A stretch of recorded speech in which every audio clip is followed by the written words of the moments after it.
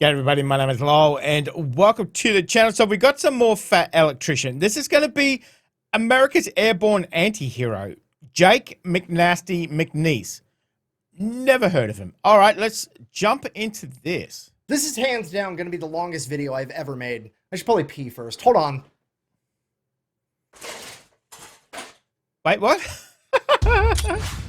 Today we're talking about America's airborne anti-hero. Ladies and gentlemen, James Elbert McNeice, aka Jake McNasty, the leader of one of the most notorious military groups of all time, the Filthy 13. Oh, damn.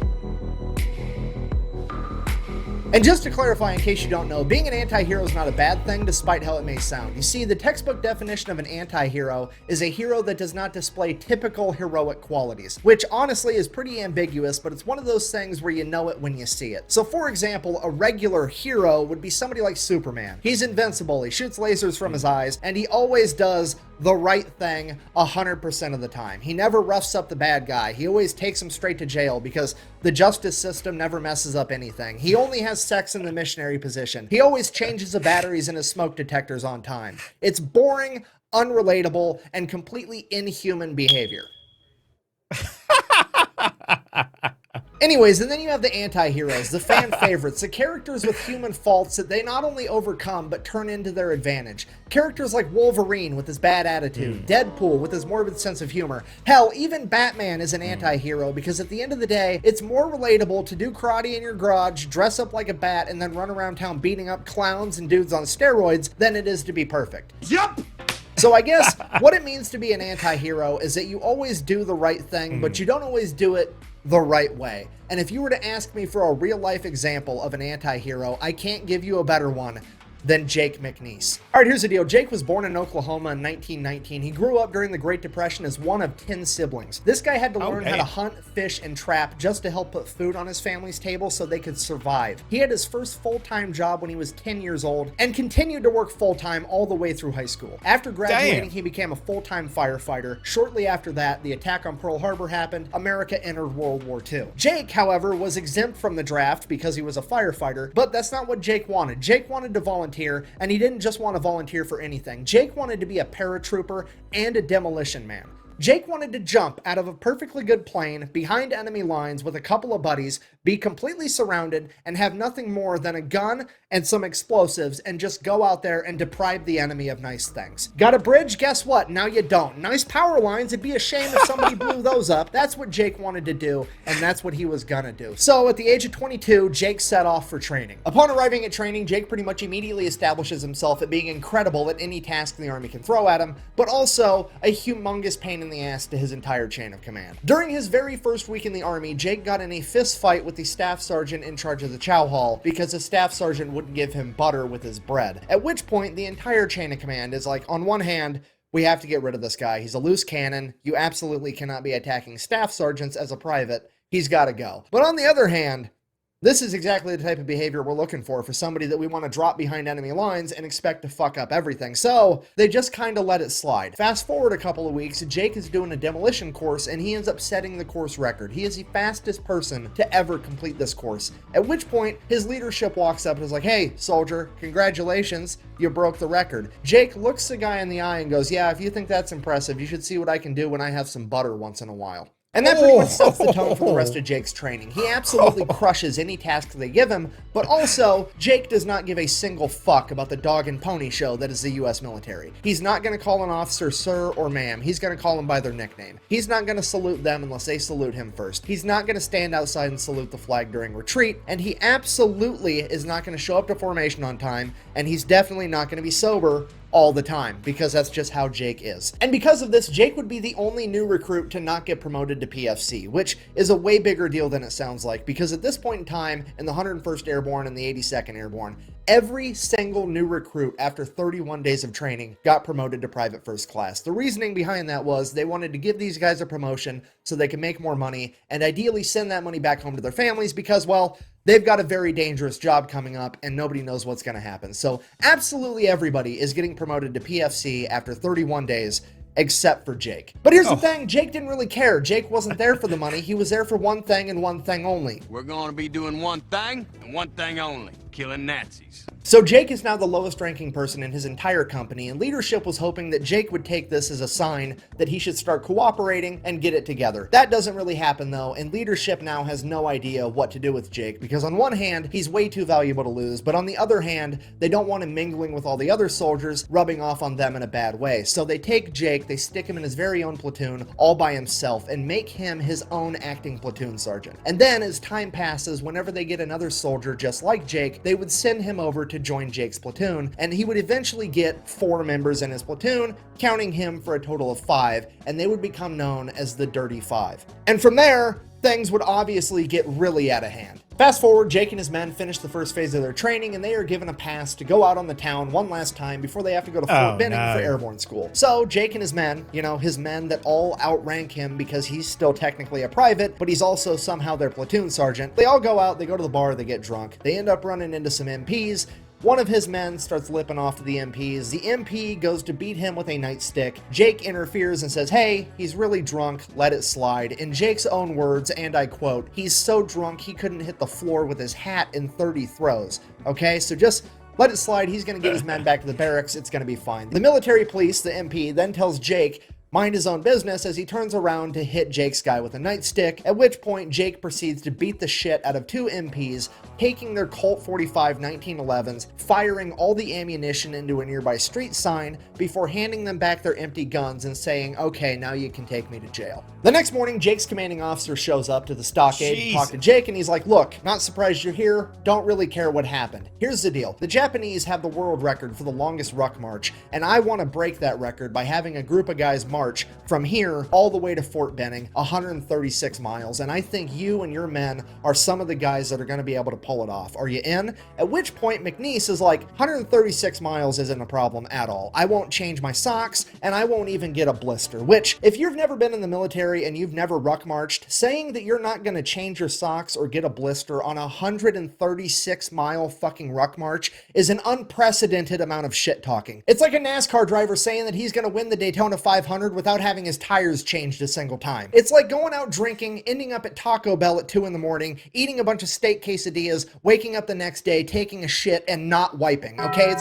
It's not possible. So then the commanding officer is like, great, cool, I'll see you at the ruck march. We're going to go ahead and leave you in the stockade for the next 10 days. Until then, though, Jake's like, cool, no problem, I'll hang out. 10 days later shows up. Jake is in a prison uniform with a giant P on the front, and 3 MPs show up with 12-gauge shotguns loaded, and they escort Jake to the starting line of this fucking ruck march like he's Hannibal Lecter. There, he changes into a normal uniform and takes off on a 136-mile ruck march to Fort Benning so he can go to airborne. That's 200 kilometers, roughly about 200 kilometers. That's crazy. Carrying 40 kilograms of stuff.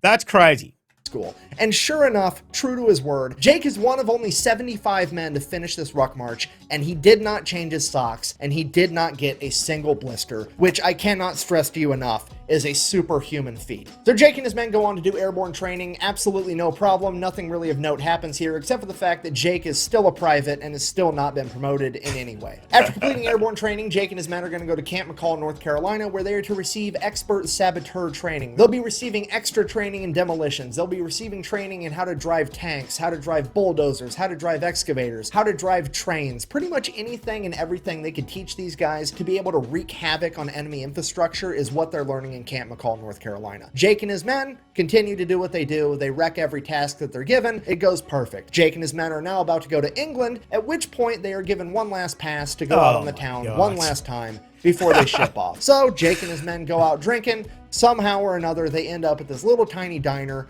neighboring a train yard, at which point one of the trains pulls up, stops, walks across all the other tracks, and the conductors go in and they start eating at this diner. Jake is super drunk and he's like, I don't want to walk back to the base. I'm stealing that train. And that's exactly what he does because the army just taught him how to drive trains. So Jake proceeds to steal a train and drive it all the way back to just outside of Camp McCall, where he abandons the train, goes in, and goes to bed. But everybody knows Jake did it. Nobody's turning him in, so Jake gets away with it again, and now Jake and his men are off to England. So Jake and his men arrive in England. At this point, Jake has 13 men in his platoon, including himself, and they all come to the same exact conclusion.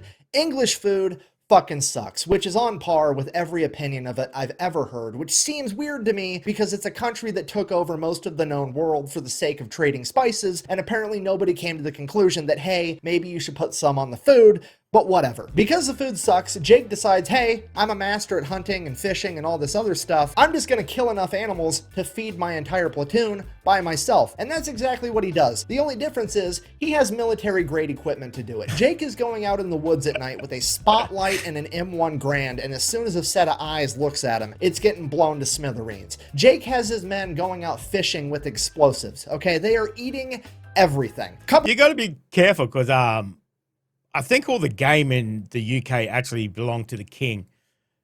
Yeah, it was the king in World War II, wasn't it? Yes.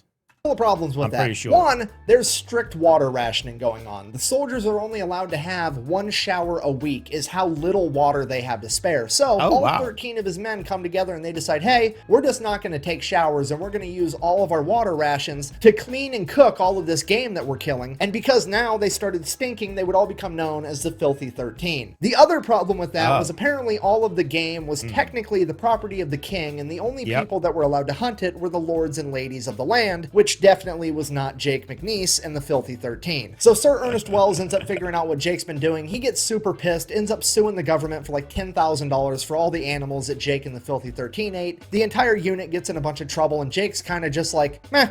I mean, what are you gonna do? I was hungry, so I ate some food. What do you want from me? If I'm in trouble, go ahead and punish me. What are you gonna do? Stick me in an airplane, make me jump out into enemy-held territory where a bunch of Germans are gonna try to kill me? Joke's on you, I'm into that shit. And the entire military is just kind of like, we literally have no way to punish him. So he gets away with it yet again. Fast forward June 5th, 1944. The day before D-Day, Jake and the Filthy 13 are given a separate and extremely dangerous mission of going out, capturing and occupying an enemy-held bridge that's supposed to be able to help Allied tanks penetrate further inland. After a day, they'll be reinforced from troops landing on Utah Beach. And if Jake can't capture and occupy the bridge, he is to blow it up so that the enemy can't use it for reinforcements. This mission is deemed extremely dangerous and borderline impossible, but leadership figures if anybody can pull it off, it's going to be Jake and the Filthy 13, because let's face it, the entire command structure at this point in time is basically looking at Jake's platoon like a fragmentation grenade of fuckery and bad attitude that they finally get to yeet at the enemy. So after receiving their mission, Jake and his men go out to start boarding the C-47s to take off at midnight to jump into Normandy, at which point Jake decides that he's going to whip out his straight razor and shave himself a mohawk. He tells everybody that he's part Choctaw Native American and he wants to honor that heritage. However, in reality, while he was part Choctaw, he had heard that Germany had a lice epidemic and wanted to go there with as little hair as possible. Regardless, his men followed suit and all shaved mohawks. They then began donning black face paint, at which point Jake is like, this is cool, but we can make it cooler. So he goes over to the C-47 that had a fresh white stripe painted down the side of it to identify friend from foe, and the paint was still wet. So he runs his fingers through the paint and goes around painting all of his men's face with white face paint as well. Unbeknownst to Jake and the Filthy 13, there were camera crews there taking pictures. Can you imagine you're some German soldier and all of a sudden these paratroopers come down there, got mohawk and face paint? You'd be going, what the hell is going on?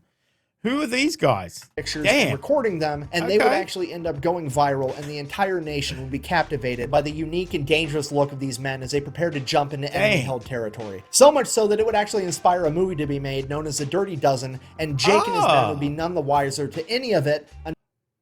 I think I've seen The Dirty Dozen like years and years and years ago. I have to rewatch that movie. Okay. Until after World War II. June 6, 1944, Jake, the Filthy 13, and 18,000 other paratroopers take off in C-47s as they prepare to jump behind enemy lines before the amphibious invasion at D-Day. About 20 miles from the targeted drop zone, Jake's plane gets hit with enemy flak fire and is losing altitude, and they have to bail out early. Moments after McNeice jumps out of the plane, the entire plane explodes, killing some of the Filthy 13 and scattering the rest miles apart. So Jake lands, he's completely unharmed, and he has all of his equipment. The only problem is he doesn't have any other Americans anywhere near him. So he just kind of takes off. He gets in a couple of long-range firefights with the Germans, takes a couple of them out in close quarters combat, and he's just going around trying to find any other paratroopers to group up with. And it's going on for hours and hours, and he can't find anybody. And he's starting to think maybe the whole thing was a catastrophe. Maybe it got called off. Maybe I'm the only guy out here right now. What am I going to do? And he finally comes across one other American paratrooper,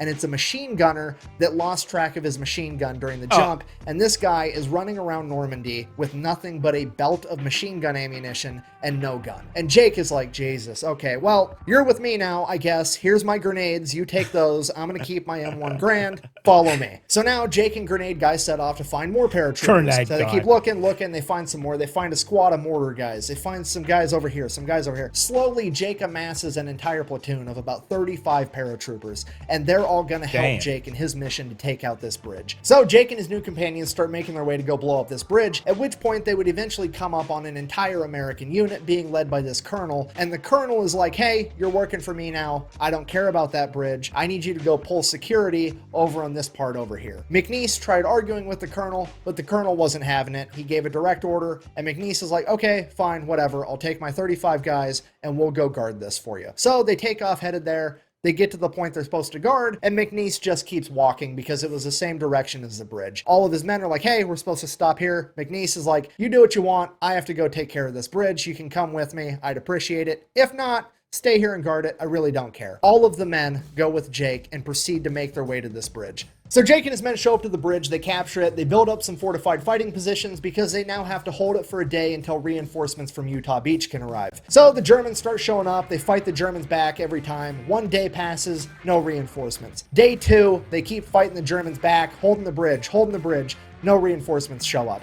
Day 3, the Germans are now on the other end of the bridge with Jake and his men over here, and it is just no man's land in between on the actual bridge. When suddenly, an entire squadron of P-51 Mustangs comes up and blows up the entire bridge, because apparently the American leadership determined there's no way Jake was going to be successful in his mission, so they blew up the bridge anyways. Thankfully, Jake and his men would make it out okay. None of them were harmed in the blast from the P-51. Now at this point, Jake decides, hey, we're going to continue to hold our position here, because if anybody is going to try to cross this ravine, they're going to do it right here where the bridge used to be. And sure enough, an entire German infantry battalion shows up on the other side of where this bridge was. Wow. At this point, the German officers make their way through the ravine and up to Jake under a white flag where they're like, hey, go ahead and surrender. We've got 700 men. You've got 35. It's going to be a bloodbath. Just call it a day. Jake, being Jake, is like, no, but you're welcome to surrender to me. The German officer, thoroughly annoyed, is like, what are you doing in that mohawked head of yours? I have 700 men. You need to surrender or I'm going to kill all of you. At which point, I'm paraphrasing here, but I would assume Jake said something along the lines of, yeah, you've got 700 men, but you're going that way and the battlefield is that way, which tells me that all my buddies showed up on Utah Beach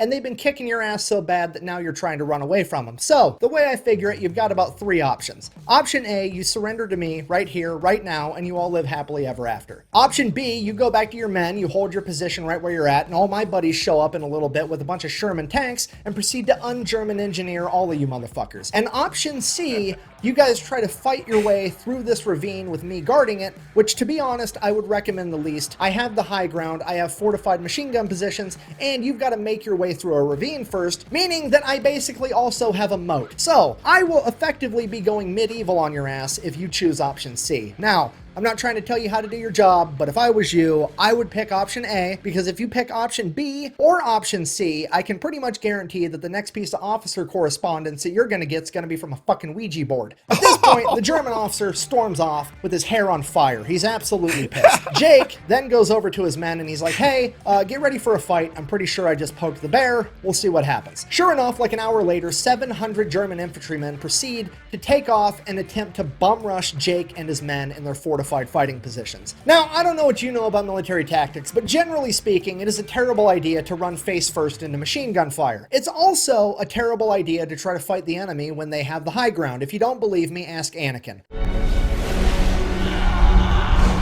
But running face first into a fortified machine gun position through a moat while they have the high ground, and the men running the machine guns are under the command of some American with a mohawk, Native American face paint, who everybody calls Jake McNasty, is literally a lifetime supply worth of shitty ideas. Jake and his men would hold their fire until the majority of the Germans made their way into the water, at which point they would open fire with 4 heavy crew-served machine guns, 2 mortar tubes, and a bunch of small arms, effectively mowing down and decimating the entire German battalion. On that day, Jake and his ragtag group of paratroopers were credited with removing 700 enemy combatants from the field. Wow. Shortly after that, the reinforcements from Utah Beach show up. Jake goes over to a small town. They get put in a holding position for a little while. Then Jake's small group of ragtag paratroopers all get evac'd, where they get broken up and sent back to their original units, where they get regrouped and refitted to return to war. Jake McNeice would find himself getting evac'd all the way back to France, where he would be reunited with the 5 surviving members of the Filthy 13, as well as receiving a bunch of new recruits for his platoon. At this point, they had a couple weeks off where they could drink, relax, do whatever. Jake's going out, he's getting drunk, he's having a good time. Then he would receive word that his platoon is going to be partaking in a new airborne operation referred to as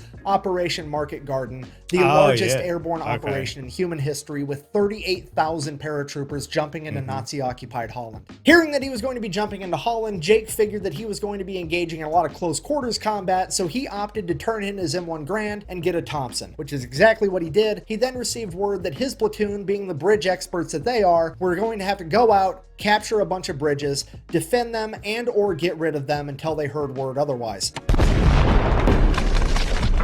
Hey, look, I made a bridge. It only took me like, what, 10 seconds? And pretty much everything goes according to plan there. They jump in, they get to the bridge, they take the bridge over, they hold it for a couple of weeks, then they receive word that they are to go help another unit take over this town known as Eindhoven. So Jake and his men make their way over to Eindhoven, and they begin helping to clear out this town, room by room, building by building, close quarters combat, them versus the Germans. In his book, Jake described this close quarter combat as very different from what you see today. It wasn't 4 troops stacked up outside a door, kicking it in, and all running in together. It was one guy, one room. An American would kick open the door, throw in a frag grenade. As soon as the frag grenade blew up, the American would then crawl in on his hands and knees with a Thompson submachine gun and shoot anybody that survived. The reason they crawled in on their hands and knees is because, according to Jake, the grenade would kick up so much dust and soot and debris in these old buildings that you couldn't see standing at normal level. So you had to drop down like you were in a fire trying to avoid carbon monoxide to be able to see what you were doing.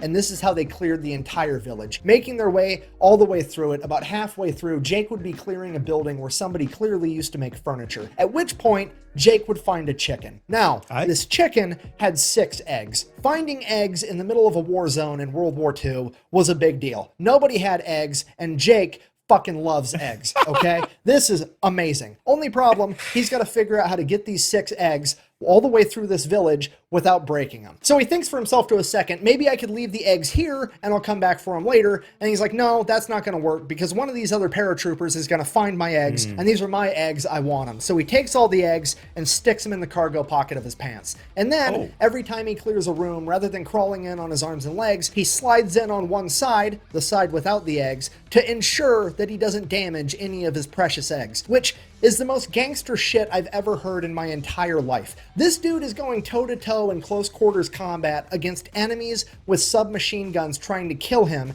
and his primary concern is not fucking up breakfast. This is like a stupid video game achievement for when you want to play it on extra hardcore mode. It's almost like this man knows that he has plot armor. It's absolutely incredible. So he continues to go on, clears out the entire village, doesn't break a single egg. It's absolutely incredible. They get to the other side of the village. They're like, sweet, we cleared out all the Germans. And then across the field, out of the wood line, pulls an entire German mechanized unit with 10 tanks. At this point, Jake is like, I just want to eat my fucking eggs.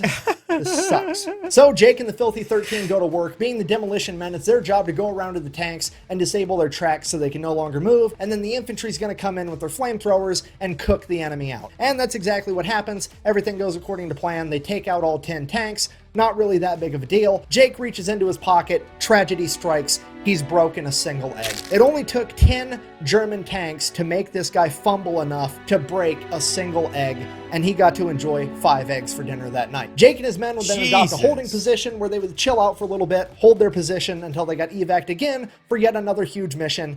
God. So clearing the village, fighting 10 tanks, and he only broke 1 egg.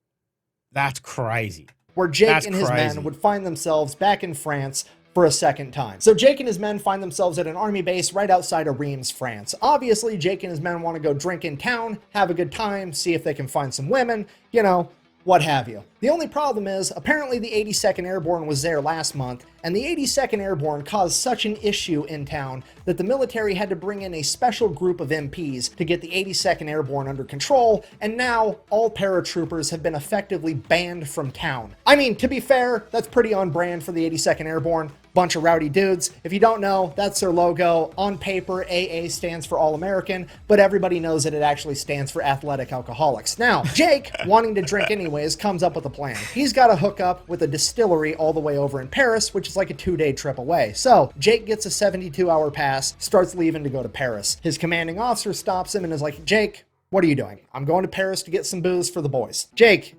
Paris is 2 days away. Do you really think that you're going to be able to take 2 days to travel to Paris, go on a week-long bender, and then travel 2 days back all in 72 hours? At which point, Jake looks at the officer and says, and I quote, I don't know. I wouldn't be willing to bet on it, but I'm willing to try. At which point the officer kind of just rolls his eyes and is like, is there anything I can do to stop you? Jake, not really. So the officer just lets him go because he realizes that Jake's going no matter what. It's just a matter of if he wants to get his ass beat over it or not. So Jake makes his way to Paris, goes on a couple-day bender, gets a bunch of booze for the boys, heads back to base. He finally gets back. He's been AWOL for 5 days. They immediately throw him in the stockade for abandoning his post, at which point his command comes up to him and is like, Jake, we've been talking. We really want you to volunteer for Pathfinder school. At which point, Jake kind of has a little bit of a panic attack and he's like, they're trying to kill me. Like, they're actively trying to kill me. You see, if you don't know what a Pathfinder is, they're basically paratroopers, but they go out hours or a day before the big, huge paratrooper operation, and they jump beforehand, and then they figure out the best spots to drop all the other paratroopers and radio it back to base so they know where to put everybody. This job during World War II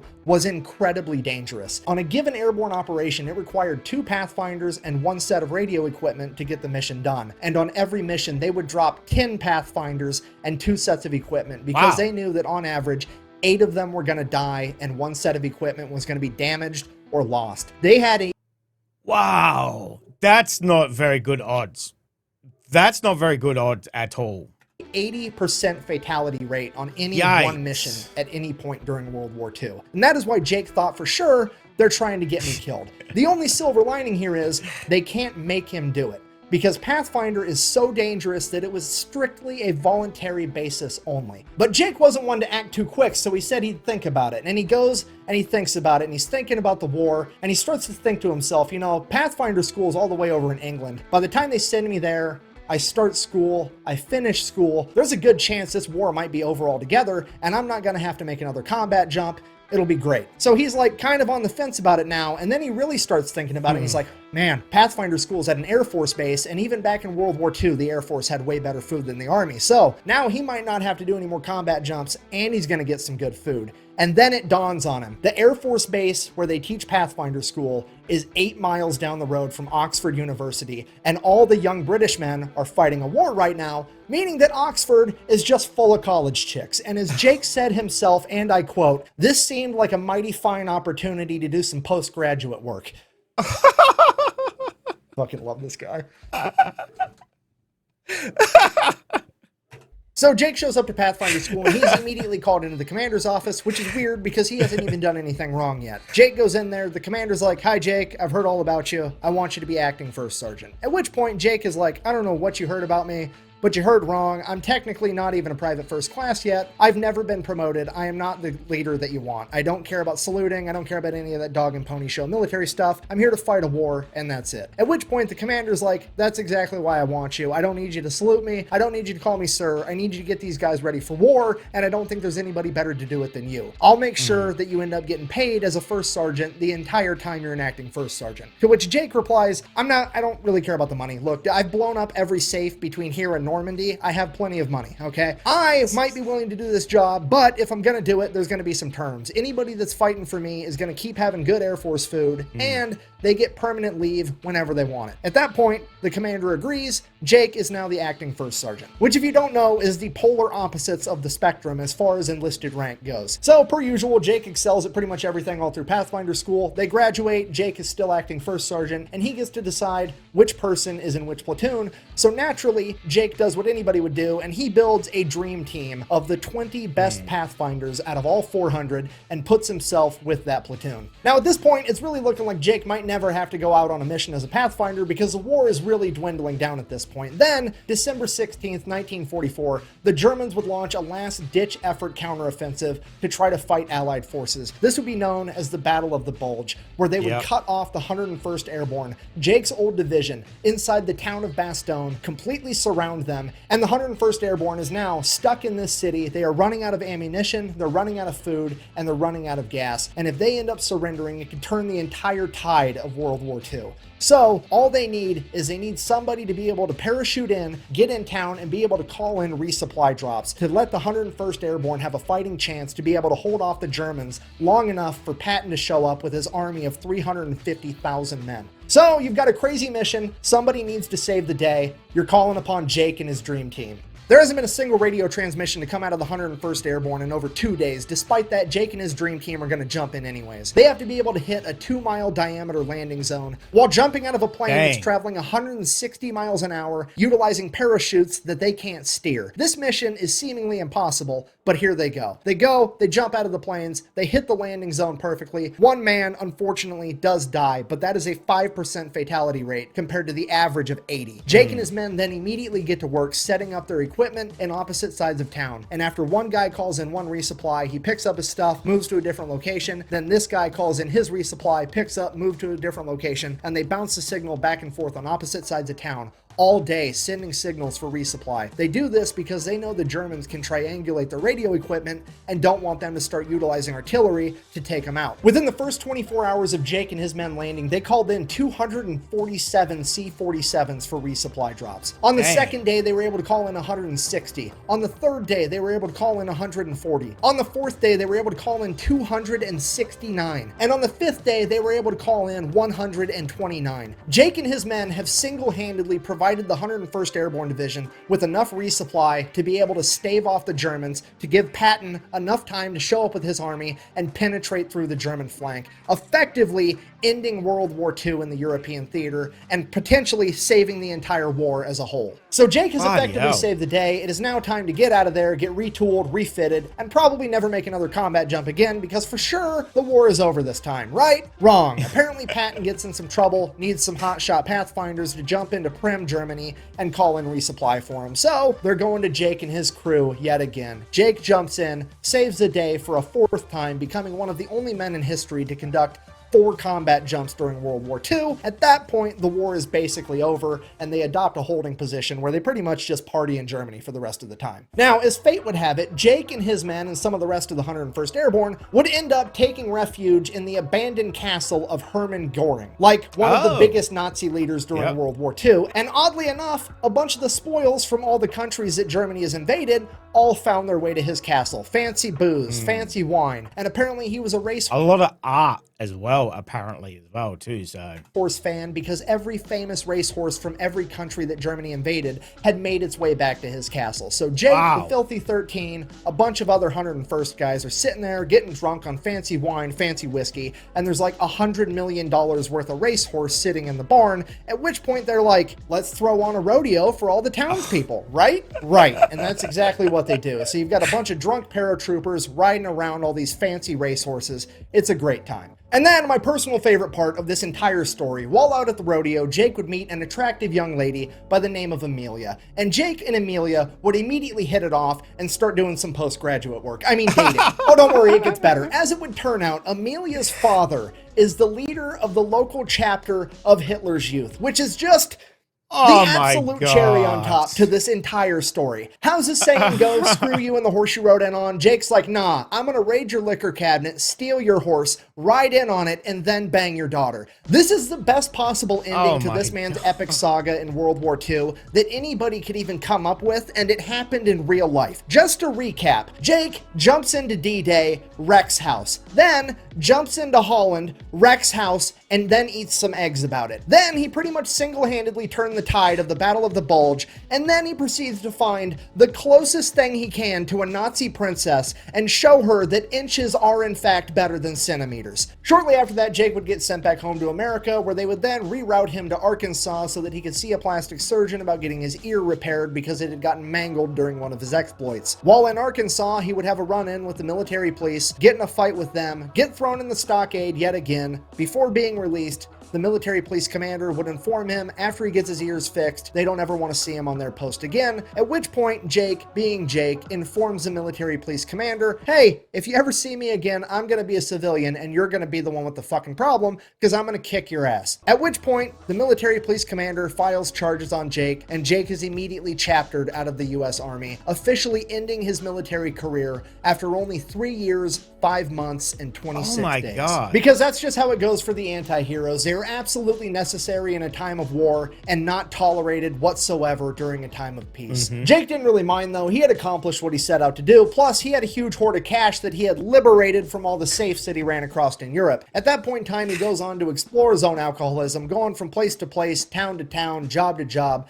just kind of doing his own thing. He ends up getting in a ton of bar fights, not because Jake instigates them, but because every local tough guy hears Jake's a paratrooper, and they want to prove how tough they are, but ultimately the only thing they proved is that they could fall down. Then, after a number of years, Jake would have a near miss with a drunk driving accident where he would almost drive his car into a concrete wall, in his own words, only missing it by a coat of paint. Because of that, Jake would decide that he needs to change his own ways. He would defeat his alcoholism, he would find God, he would start going to church every Sunday, he would find a wife, he would have some kids, and he would live happily ever after, working at the post office in his hometown of Ponca City, Oklahoma, selling stamps and slinging packages, and nobody was none the wiser that their friendly neighborhood mailman was one of, if not the greatest anti-hero of all time. So in conclusion, it's hard to put into words what an anti-hero is, but you know it when you see it. However, the best definition I have ever heard comes from Jake McNasty McNeice himself. When asked in an interview later in life how he managed to survive all of his crazy exploits, he said, and I quote, "I think I made it because God didn't have anywhere to put me." At that point in time, he was so busy, he was only putting people in one of two places, heaven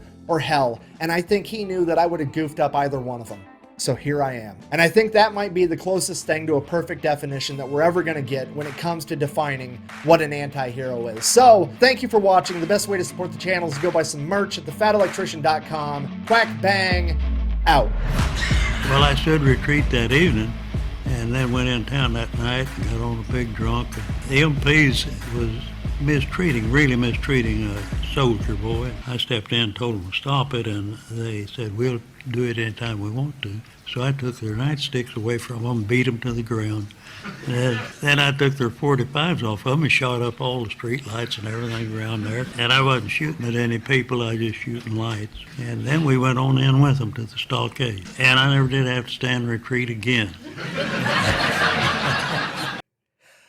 Oh my God. It does read like an action movie, you know. If you've ever watched Band of Brothers and stuff like that, I guess that kind of gives you a small sense of maybe what he faced. Obviously, times 10. In there on his own with a small group of men making these changes, doing these big plays, and just built for it, Like I said in the last episode, sometimes people just are born to do something, and obviously that's what he was born to do. That's crazy. Some of those exploits, just ridiculous. With like that Battle of the Bulge and, the resupply and everything else like that. Just how much influence he had in that battle and, how that war ended and, the path that it took. Just crazy. And to end up being a postman, I think that's perfect. You know, just as innocent, posty, as we call him in Australia, you know, would never even second guess that he was this war hero that took on the Germans and just kept beating at their own game, and just amazing. Whew, that's another wild story. Another wild story that, as I said, I've never heard of him. I don't know how many Americans have heard of him. Another great story there from Nick as well. Keeps you captivated, you know, adds in a little bit of humor about it. Just a wonderful, wonderful storyteller. Absolutely fantastic. Let me know. Let me know if you've heard of him before. I need to go away and watch Dirty Dozen again. It's been a long time since I've seen that movie, so I need to go watch it. So, guys, thank you very much for joining us. Make sure you stay safe, and I'll definitely see you in the next reaction video. Oh, you're still here? You want more content? Why don't you check out my Patreon down here? You'll get plenty more content and some exclusive videos over there too. If not, why not check out this one over here?